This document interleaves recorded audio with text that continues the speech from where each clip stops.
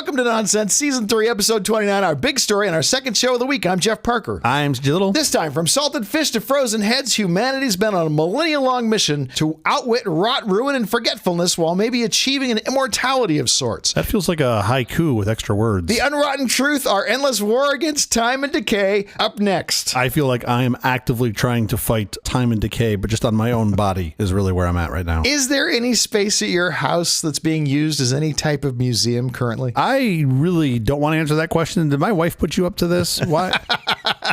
I think the better question is, what space in your house is not being used currently as a museum? I feel like there's just a lot of shit on display at my house of things. I'm hoping that's not the case for me. What weird things do you save and why? I really don't want to save things. I mainly save like electronic parts. Like I laugh at my kids because they'll see some piece of dead electronics somewhere. My oldest son will be like, well, Daddy, there's still parts on that are good, right? You can store those for future projects. I'm like, Sure. Like I'll just take it apart and just like any motors, any sort of thing that I think I could use in some other thing later. It's terrible. Few things make me as happy as getting rid of stuff. Yeah, I here's the thing. I like getting rid of stuff. I don't like the process of getting rid of stuff. That's the problem. I actively like the process. By the way, with my father passing, I'm reminded of how much my mother is the most sensible person on the face of the earth. Yeah. She literally, within a few days of his passing, cleaned out his closet and all of his things, gave away to people who could make use of them, things that he had owned. You know, Smart. He's not coming back. Yeah. She also did not want his ashes, which I think shocks a lot of people. But in her mind, can they hold my hand in the movies? Can they kiss me at midnight on New Year's? Yeah. Can they tell me a story about when we first met? No, I don't think so. I have no need for them. Yeah, I think it's more interesting to take those remains, especially like ashes, and do something with it that's constructive. Like they have these urns you can plant a tree in. But if you don't get cremated, you and I are going to have this. We've had this discussion many times. I think cremating uses a ton of energy to get rid of the last things you have that you could actually give to the earth of value. Well, I'm still hoping to give my Beanie Baby collection away. It's a value. Give that to the earth. Still collecting those, are you? Dear Earth. Just waiting. You got the new limited edition ones? They're going to bottom out. I had to choose between Beanie Babies and crypto, and I'm pretty sure I made the right choice. Okay, Defying Decay, humanity's quest for eternal everything. Let's go.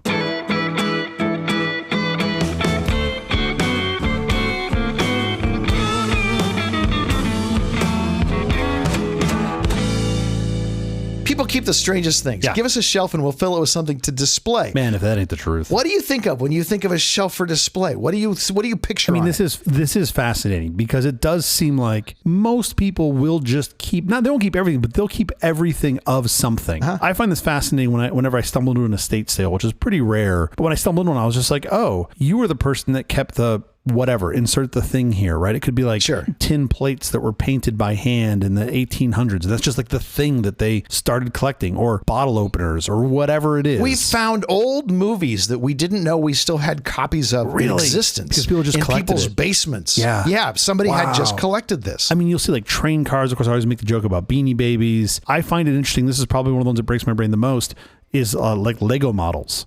And my wife's like, what do you do if you put them together? I'm like, you put another one together. She's like, but what do you do with the one you put together? I'm like, you put it on a shelf. She's like, why? And I'm like, what are you talking about? So it can collect dust, so it's really hard to clean. So you can dust it, exactly. I'm like, and then you can be sad when it falls and breaks. But they have really cool lighting kits that you can get on eBay to light them up. or sorry, on Amazon. You can get really cool lighting kits on Amazon that you can light them up. And she's like, yeah, but then what? And I'm like, I don't think you understand.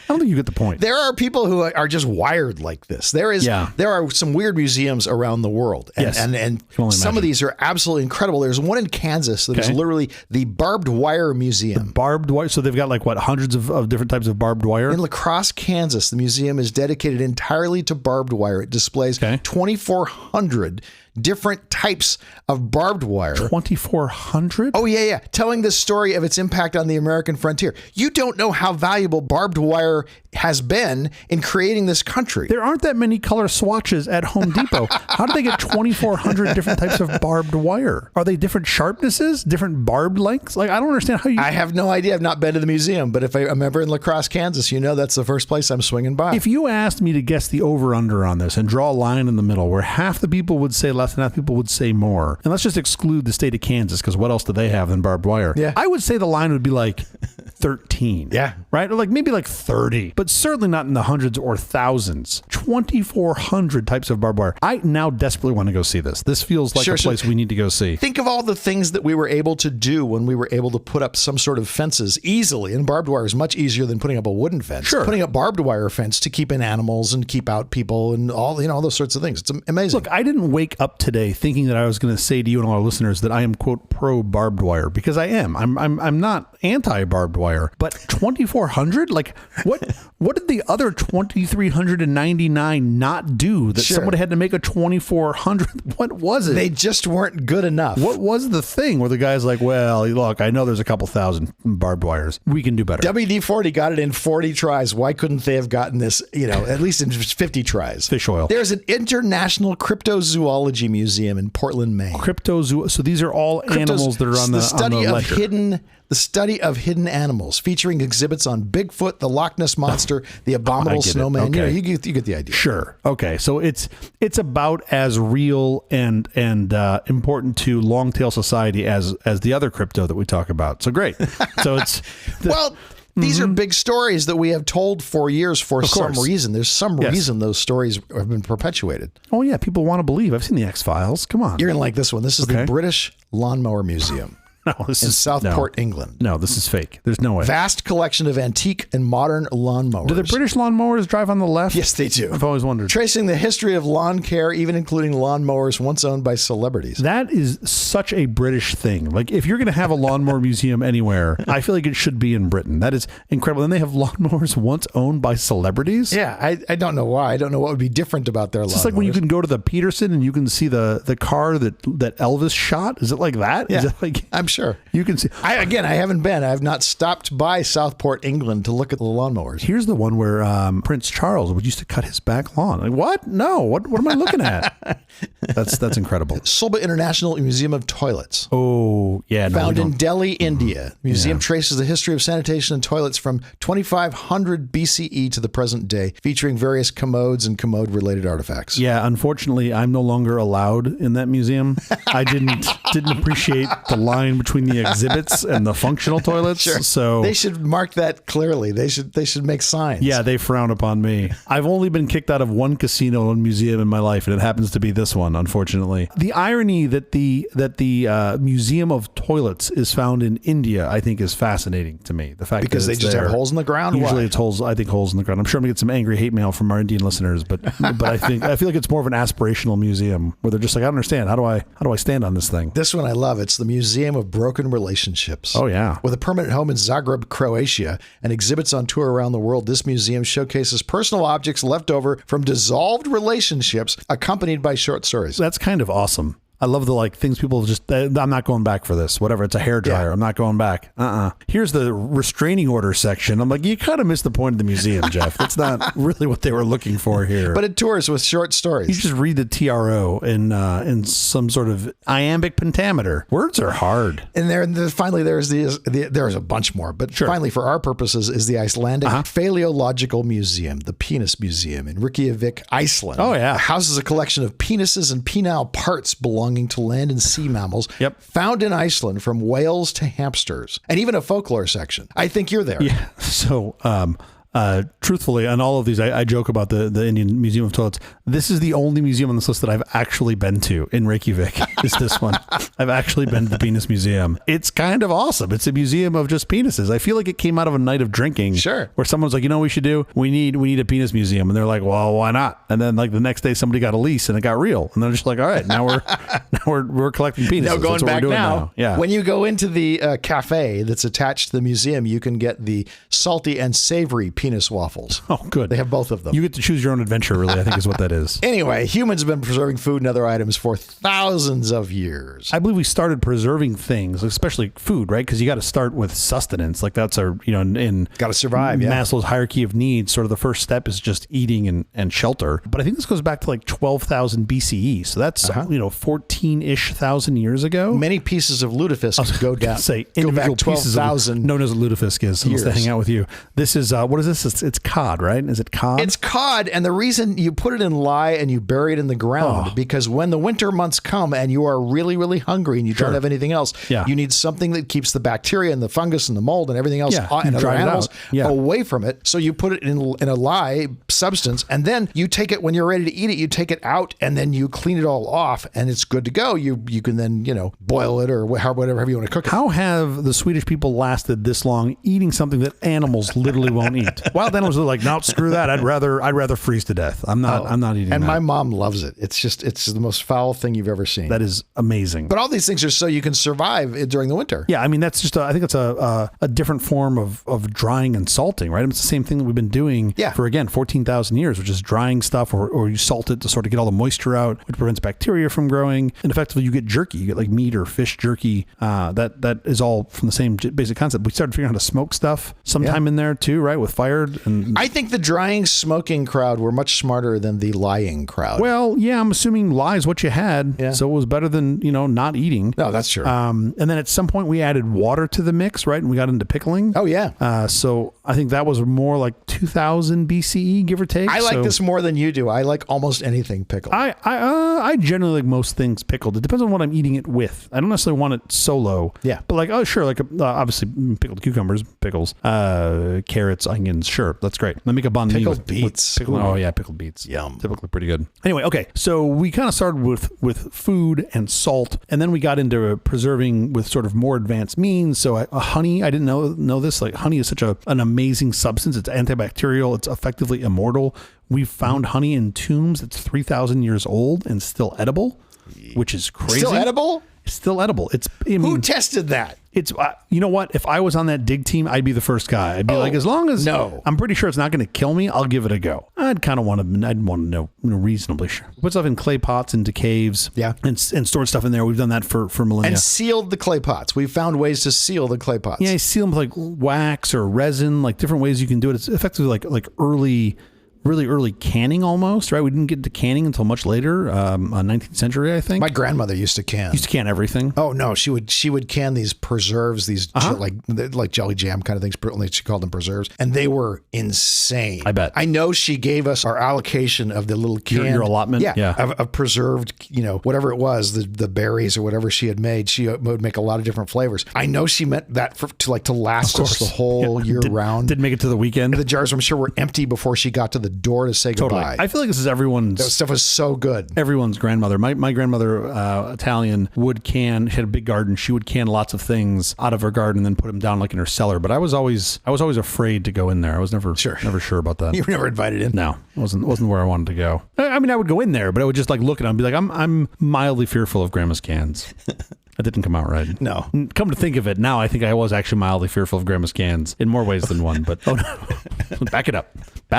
My point is, long before canning, we progressed from preserving food to preserving knowledge, right? Sort of this the next big chunk of stuff that I think we tried to preserve. And this I'd argue, started with writing. So when you had clay tablets or scrolls, anything from like sort of medieval times, I think we mainly started with the Bible. It was one of the first things where they started copying, and you had this job of copyists and monks, where they would just take the thing and then write the thing down and hope to do it exactly right. So you had multiple copies, of course, pre-printing press. Sounds like a terrible job, by the way. Oh man, does it sound just absolutely horrible? But think about the other jobs in the Middle Ages that you could have gotten that were much, much worse. You probably were thrilled to be on copying detail. Well, I feel like the monks too, they couldn't have been pro Gutenberg, right? These couldn't have been folks that were like, I don't know, maybe they were looking forward to getting out of the handwriting business, because what was next for them, right? They got into beer. So maybe they were actually pro Gutenberg. The monks make beer? The Belgian monks make beer. I had no idea. Right? The Trappists. We're preserving knowledge.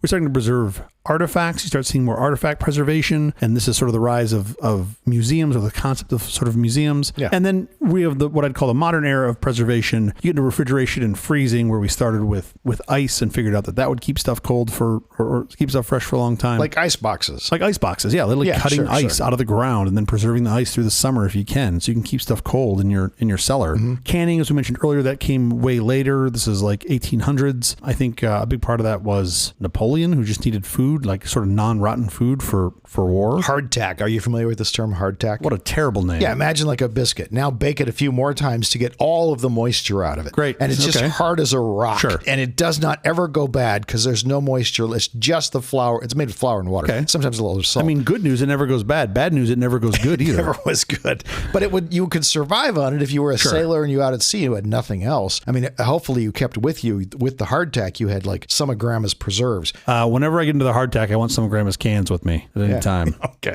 No more with Grandma's cans.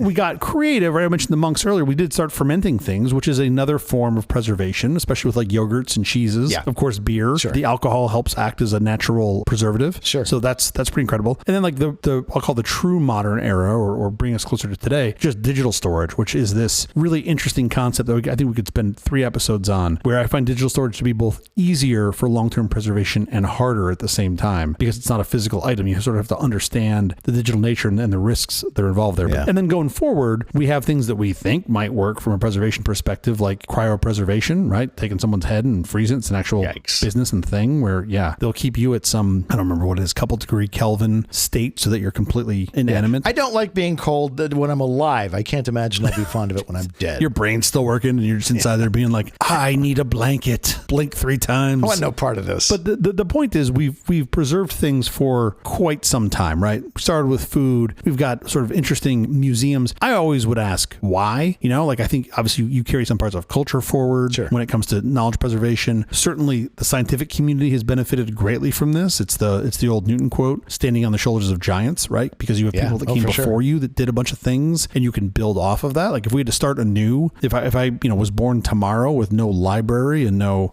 access to information. Store of knowledge is certainly the most important thing that we store. I would say it's probably the most important thing from our civilization for the human race is being able to compound that going forward. Right. And this preservation of knowledge is all a version of that, right? It's all interesting thing about culture because culture isn't necessarily moving you forward from a knowledge perspective. If anything, it's kind of persisting the past. I do wonder more times than I would care to admit, what does it look like if you mash all the cultures into one, right? If you sort of just have like a general humanity culture and not all these weird little sects that like to compete against one another, that seems to drive all sorts of strife, which is why I still think, I digress, but I still think Dean Devlin had it right. You just need a bunch of aliens to come to the planet. Then all of a sudden, I don't care that you're a different religion or skin color than me. You have 2 legs and 2 arms and 2 eyes. You are my friend. I want you to help me kill the other thing that's trying to kill us. Why do we do this? Why do we preserve all this stuff besides knowledge? I get why we preserve knowledge. We're awfully full of ourselves thinking that future generations are going to be interested in our collection. Well, yeah, of course, but we are full of ourselves. Yeah. If you accept the fact the next generation doesn't care about your stamp collection, then everything that you've been doing for the past 60 years has been a waste of time. So you just can't accept it. But I think a stamp collection is cool because this was something that actually did something useful. It's like the barbed wire thing. Well, let's draw a line here between museums and collecting because I think those are 2 different things. Very similar. Having stamps in one place to go see them, interesting, I guess. Having a bunch of people that have stamps on shelves that they're meticulously collecting over time, less useful. A little less useful, right? Like if it's not on display. Many things start as collections. Arm & Hammer had an art collection. Of course. It became the Hammer Museum. And I think that's great when they end up that way. But that is you playing in the NBA, right? That is the exception. Mm-hmm. Most people have spent 12% of their disposable income buying Beanie Babies for the last 20 years, and they have them in boxes in their basement. There's a couple buckets here. You get the knowledge bucket, which is us learning from our mistakes in the past and standing on the shoulders of giants. And you sort of have the culture bucket, which is like not knowledge, not necessarily not knowledge, but it's more of like these are the things that we've done for tradition's sake. Yeah. Holidays, sacred land. But I do think it's fascinating to think about the preservation of, how you actually preserve those things. We have them in museums. We have them stored online. We have pictures in books. We have libraries that you can go to. You have folks like the Internet Archive trying to scrape the entire internet and keep that in a collection so that people can see. Mm-hmm. It's all sorts of interesting things, which brings up a whole raft of questions around sort of ethical considerations of this, privacy, IP, copyright violations. The point is, there's a whole bunch of stuff. And then you've got a handful of people that do this work. I love the people that actually do this work. And then some people pay for it and you get a subscription to a thing, or there's donors and foundations that try to preserve it. Governments sometimes try to preserve some of these things. It's paid for by viewers like you. Right? That's what you hope. You hope enough people are interested in preservation of these types of things or the work that someone is doing that they'll write a check. Yeah, when you go to the Barbed Wire Museum, there's no admission fee. Yeah. But if you want to make a donation, good on you. I want us to go to the Barbed Wire Museum. I want to look around very excitedly, and then I want to say, hey, look, guys, what would it take to double? We want to get you at 4,800 kinds of barbed wire. What kind kind of number are you thinking? And I just want to watch the old guy there. Just like, do you think he's got a number already prepared? He's like, oh, well, I know a couple of collectors. I think for 10 grand we could get there. I'd write that check so fast. I would just call it the nonsense section, the little nonsense, the little Parker nonsense. My friend Steve has in his garage the barbed wire he's collected. It's been a race. I also love that there's a competing barbed wire museum in Nebraska, and the guys in Kansas really want to knock it off. They really want to get there. So this is how we've sort of done this classically. What I think is really interesting now, and the inspiration for this segment was that like there's all the stuff that clearly we'll collect because we can, right? We've talked about some of that here, whether it's the penis museum or the toilet museum. It's like, okay, we're going to collect it. We have these other things that you kind of collect just because you can, right? Like airplane graveyards are a great example. Yeah. You get a parts bin out of that. So some of those parts get scavenged. Sometimes the planes are just not economically viable for any purpose. They'll just leave it there. Maybe they'll bring it back into service. Sure. Maybe they cut it up and recycle it. Recycle the aluminum, recycle the titanium. Yeah. Things that are in it. Or things that are in it that are super useful. And we have these. So there's a couple of these in California. There's some not too far from where you and I live. Yeah. You've got them in Arizona. The Southwest is a great place for this because it's relatively low humidity. Temperatures aren't going to destroy the materials that are on them. The only thing they're going to get is dusty. Yeah, they pretty much get dusty and some UV. Those are like your two biggest concerns. Yeah. Then you've got like the real weird oddities where like people preserve their wedding cake, which I find bizarre. Yeah. And I guess they're supposed to, on their first anniversary, they're supposed to break it out and eat it. You break it out after a year and you have the rest of the piece of cake that you have saved. I just don't understand why. Just get a fresh cake. Why would you not want to, like, marriage is hard enough. Why do you have to bring in old shitty food to bad cake? Why do you have to bring in an old bad food to it, right? Like just get a new cake. You've earned it. You made it a year. Shouldn't the 1 year anniversary be cake and not old cake, not freezer burnt cake? I digress. I think you should graduate. The 1 year anniversary should be pie because everybody knows pie is better than cake. See, I'd get onto that. I'd totally get onto that. Yeah. But like, for example, apparently Queen Victoria's wedding cake from 1840 has been preserved for almost 200 years. How can that be? How do they know? How have they not run out of pieces of that cake? Well, no, I think they're like 2 slices that they just kept. My hunch How do you know that somebody in like 1940 didn't go, oh, you know what we could do? We'll make this cake. We'll say it was Queen Victoria's wedding cake from 1840. I mean, how do you know it's not a forgery? How do you know it's not fake? I'm assuming there's some provenance to it. I'm assuming just every night Betsy went to eat it and she's like, not tonight. I'm a little full. Just not tonight. Just stuck around. I'm assuming that thing just tastes like dust and regret is all it could taste like, but I don't really know. I'm sure. This one is a little more surprising. And I did not know this until I was researching for this segment. We apparently have kept Einstein's brain. His actual brain. Without his permission. He didn't sign off and say, hey, whatever you do, keep my brain. We have to do a show on this. So after his death in 1955, the pathologist that performed the autopsy on him just decided to keep it. And how did he keep it? Did he keep it frozen? Did he keep it in some way? It seemed like it was kept very poorly. Did he pickle it? What did he do? We talked about various ways. Did he dry it out like a jerky? How exactly did he keep the brain? Man, there is no better brain food than some Einstein brain jerky. Let me tell you. The days we got a really hard episode coming up, I just snap into some Einstein brain jerky. Lutefisk brain. That's what he's got. All of a sudden, that lutefisk is sounding pretty good. I'm thinking about the Einstein brain jerky. I don't fully know, but the TLDR is this thing went through some not great conditions. Like it was kept in his car trunk at one point. Oh my gosh. It was in like his closet. Yeah. It's meat. It would spoil. It might have been encased in something. It might have been encased in like some plastic. At one point, it was cut up into about 240 pieces and then just distributed and stored in jars all over the planet, which is bizarre to me just to think about as a concept. I'm looking right now. It says at one point it lived in a Tupperware container inside a beer cooler in Wichita, Kansas. This was arguably one of the best brains of our modern times. And we sent it to Wichita. And the way we show praise is we cut it up and sent it to Wichita. Okay. When you say it that way, I feel like now we're really getting some bad letters from Kansas. But hey, who's keeping track? Look, the point is we preserve some really gnarly things. Even like think about humans. Yeah. Now, we think roughly speaking, there's about 117 billion people that have ever walked the planet. About 8 billion are alive now, which means there's been about 109 billion people that are no longer fertilizer arguing on Twitter, basically. They're not all buried, right? You assume, roughly speaking, probably somewhere between half to 2/3 of them were buried in some way. Okay. That means there's been 55 to 75 billion people who have been buried throughout human history. Now, I wouldn't call that preserved. I would just say buried is not the same as preserved. Sure. But I do think it's notable to think about a place that I was one of my favorite places to visit, especially in Paris, is the Catacombs. Yeah, sure. Right? The Catacombs in Paris. There are 6 million people, remains of 6 million people in the Catacombs. Not my choice of Paris destinations. I gotta be honest. It's pretty cool. I mean, it's super unique. I also think it just gives some great perspective to like how short our time here there is on the planet. Have you ever shopped on the Champs-Élysées? Oh, you're a Champs-Élysées guy? Much more than a Catacombs person, for sure. There are two kinds of people in this world. For sure. There's the Champs-Élysées shoppers, and there's the guys that go in the Catacombs. Even just to stop and get a crepe. I'll do that instead. Long with Catacombs, you guys go on ahead. I'll catch up.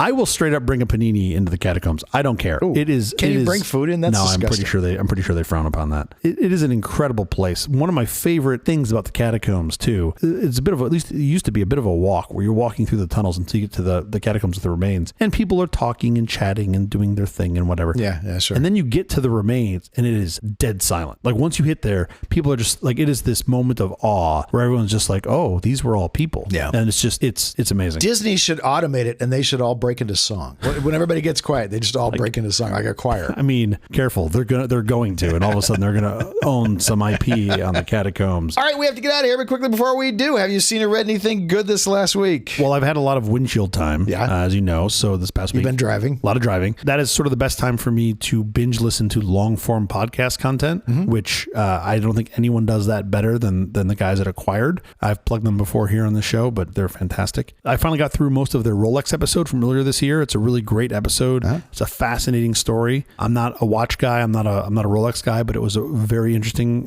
story, and just reminds me of how good they are at storytelling, especially through 6 hours of discussing a wristwatch. It's not just it's the history of how they got there. It is really pretty fascinating. It's one of those businesses that's privately held by a foundation, so there's like very little information on it. Wow. It's really pretty neat. I really do think you would enjoy it. I love the show. I love Acquired. Yeah, for those listeners that don't know Acquired, Jeff and I both love it. It's basically two guys who tell the stories and strategies of great companies. It's a format that I've used as inspiration for Nonsense, but instead of two smart guys that tell stories about great companies, we have one smart guy, and we both think we're him.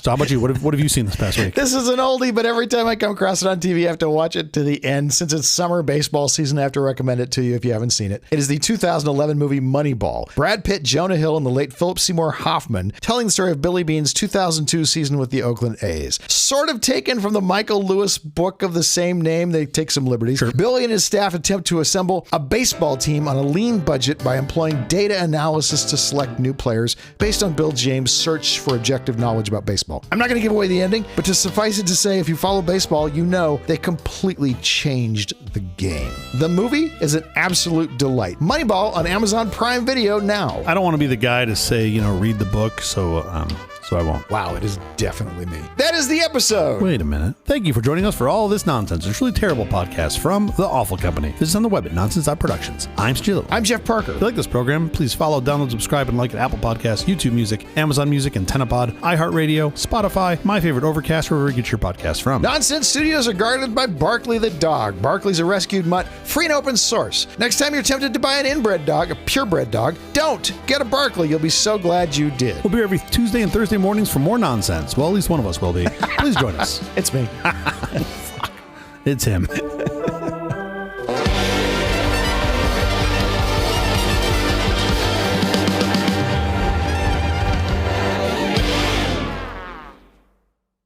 I mean, I am proud that I've been to the Penis Museum, but as it turns out, there's a Vagina Museum in London that we need to go see. I've not seen the Vagina Museum. I haven't seen the Penis Museum either. The problem with the I haven't gone to any of the genital museums. The problem with the Vagina Museum is the exit door says clit on it. It's really hard to find. All right. Like a lot of museums, especially like modern art museums, they'll have a sculpture in front. Yeah. The thing is, the sculpture in front of the Vagina Museum is just a guy in a boat. Okay. I have to go.